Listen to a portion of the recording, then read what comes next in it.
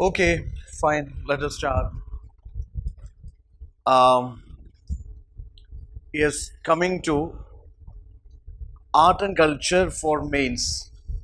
Many aspirants have the concern how to approach art and culture in the mains.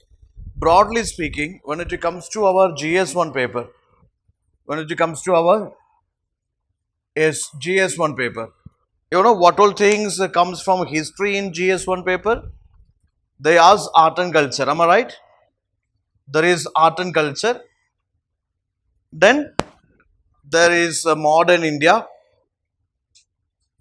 Yeah, modern India. There is freedom struggle. There is post independence, and there is world history. And art and culture out of this architecture, art forms, and literature. Broadly speaking, art and culture, you have to study these three elements: art forms, architecture, and literature. It is of ancient to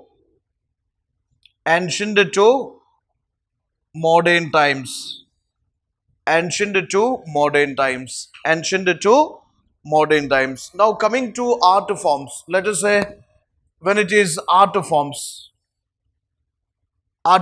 you are how to cover both visual arts and performing arts. Visual arts and performing arts. Visual arts and performing arts. Now coming to visual arts, let us start with the ancient times. For example, there is prehistoric cave art. There is prehistoric cave art, prehistoric cave painting. When you study this, UPSC can ask questions like this: how this painting reflect the artistic skill of these cave dwellers, how to reflect the artistic skill of the cave dwellers, or how the prehistoric paintings give an idea about the cultural or religious is life of these primitive men. Cultural religious life of these primitive men. Okay. Similar way, there is prehistoric. Then there is IVC. IVC, you know, Indus Valley Civilization. What is that? Indus Valley Civilization. So when you talk about Indus Valley Civilization, the question can be art forms of Indus Valley Civilization, or art and craft of Indus Valley Civilization. Seals are there, terracotta figurines are there, then yes, bronze images are there, bronze statues or sculptures are there, stone sculptures are there. Okay, that is sales mostly of this T-type soapstone. Okay, so UPC can ask on the art forms of this IVC, the seals. Okay, the seals, terracotta, bronze images, stone images. They can ask a question like how it reflect this aesthetic sense of the Indus people or artistic sense of the Indus people, or how these things, seals, terracotta, bronze, stones, etc. How these artistic skills or this artistic excellence of these Indus people continued to modern day. How it is continued to modern day. That can be a question you can expect here, or simply they can ask a question how these artistic forms reflect this cultural life of Indus people. That can be another question. Then coming to this art forms of this Maurya. You heard about Mauryan art form? Mauryan art form? Yes, Mauryan art form. Definitely the question can be about that Mauryan pillar art. Okay, Mauryan pillar art. There is a comparison between Mauryan pillar and this Persian pillar. Mauryan pillar and Persian pillar. Or the question can be on this,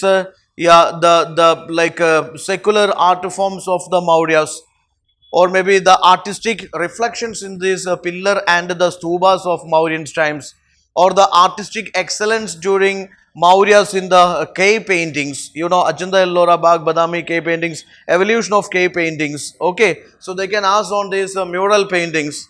Existence of these mural paintings during the time of these Mauryas. Okay, coming to post-Maurya, can you say post-Maurya? Post-Maurya, you come across the three schools of art forms. You know, what are they? There is Gandhara, Madura, Amaravati schools of art. Gandhara, Madura, Amaravati schools of art. UPSC can ask a question like this: how these foreign influences, okay, the foreign influences of this or foreign influences on Indian schools of art in the post-Mauryan age. Gandhara, you know that there are many foreign influences. Am I right? Okay, so the question can be the foreign influences on Indian art, or maybe indigenous elements of this Madura and Amaravati schools of art, or how is this Buddhism is depicted, depiction of Buddhism, in this post-Mauryan art, Gandhara, Madura, Amaravati schools of art. Again, the evolution of this cave architecture, cave art forms during post-Maurya's age. Then, similar way, you can expect a question. There is Gupta age. There is Gupta age. Gupta age is known for its coinage. Am I right? Is known for its inscriptions. Is known for its temple architecture. Is known for its different schools of sculptures. So here the art forms of Guptas can be asked. In fact, it is already asked. It is already asked. Coming to this medieval India. Coming to medieval India, let me tell you, there are lots of questions already asked in medieval India. For example, yeah, can you tell me one example?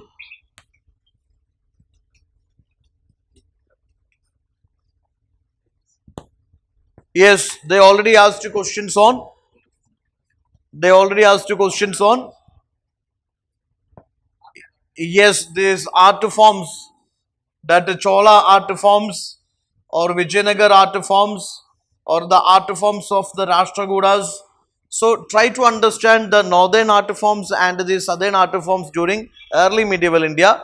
Then obviously they asked on this painting, the evolution of painting, the evolution of sculptures during this medieval India, during time of Vijayanagar Empire, Delhi Sultanate, etc. Then they asked on this Mughal, what is that? Mughal art forms, especially Mughal miniature painting.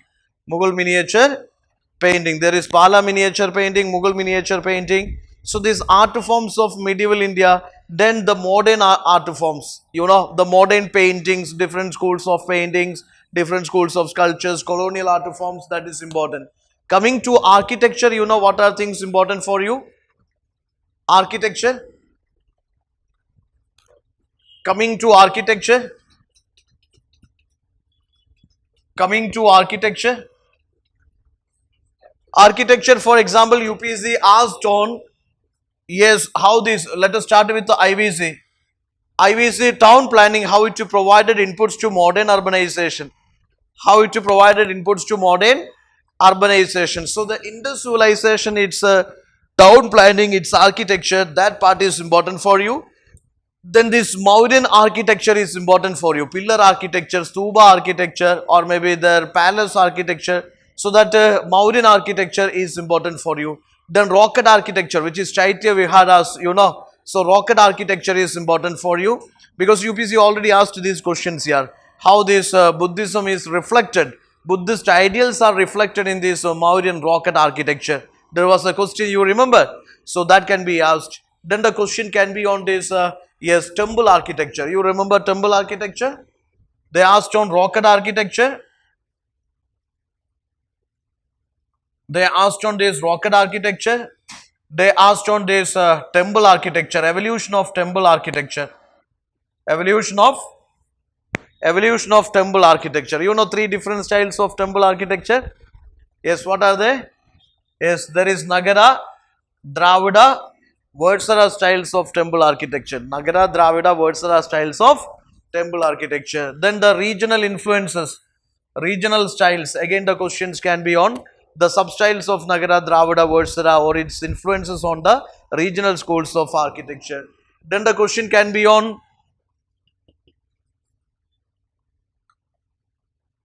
yes, the question can be on Indo-Islamic.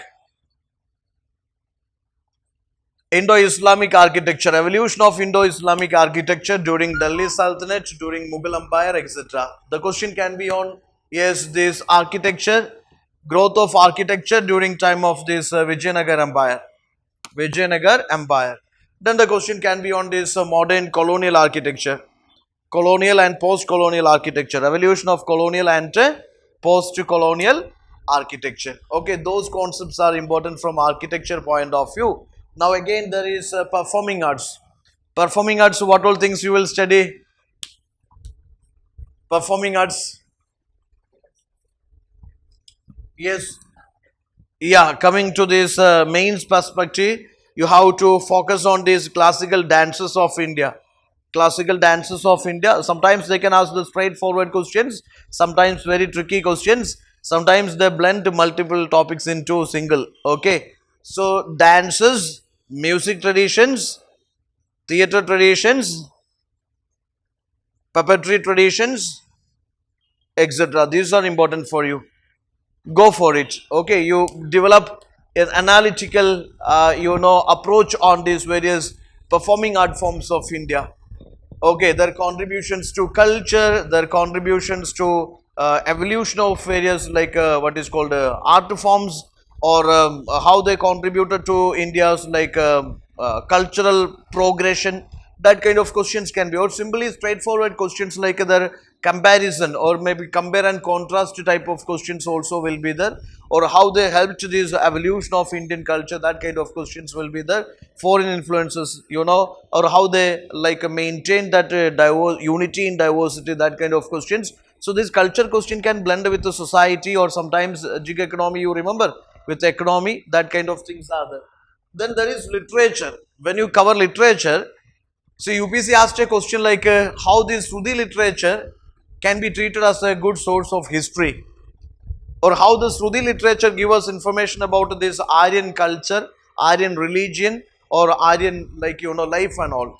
The question can be like this: Rigvedic literature and Sangam literature, compare and contrast.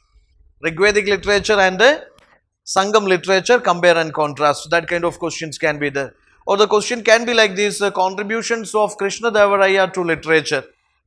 Contributions of Krishna Devaraya to literature. The question can be like this: why Gupta age is regarded as golden age? Gupta age is regarded as golden age. Does it mean that they were digging gold every day? Gupta age is regarded as golden age because it made advancement in science, medicine, literature, music, architecture, in every field. So this is regarded as golden age, and it also made a tremendous progress in the evolution of literature. In the evolution of literature. So you see that literature, secular literature and religious literature. You see Kalidasa Kavida Idunno, you remember? Okay, Kalidasa, Indian Shakespeare, and many are there on medicine, on science, on astronomy, on astrology, on various fields, many compiled many textbooks. Am I right? So this the question can be like literature, how it will throw lights into the social, cultural, religious life of the Guptas, or how they are helpful in constructing the history of this cultural history of this ancient India. That can be the question. Okay, coming to this Mughal literature. Mughal literature, contributions of Akbar or contributions of Mughal emperors to growth of this vernacular literature. That can be a question. Modern literature. Okay, Bhakti Sufi traditions, you remember? Bhakti Sufi traditions, ancient times, Buddhism, Jainism, both of these heroes, Mahavira and Buddha, they taught in the common languages. How they contributed to growth of vernacular language and literature. Similar by Bhakti Sufi saints, you see, the teachings were mostly in the common languages. So how the teachings and preachings contributed to growth of this vernacular language and literature. Okay, all these are the previously asked questions, and history is such a beautiful subject that you can expect so many repetitions from the same field, same areas. Okay, so art forms, architecture, literature, this is what you have to cover for your, culture part in the mains, mains, art forms, architecture, literature, three elements of this art and culture which you have to study for your, which subject here? Yes, mains, GS1, art and culture, mains. You got the idea? Got the idea? Art forms, literature and architecture. That's it. Thank you.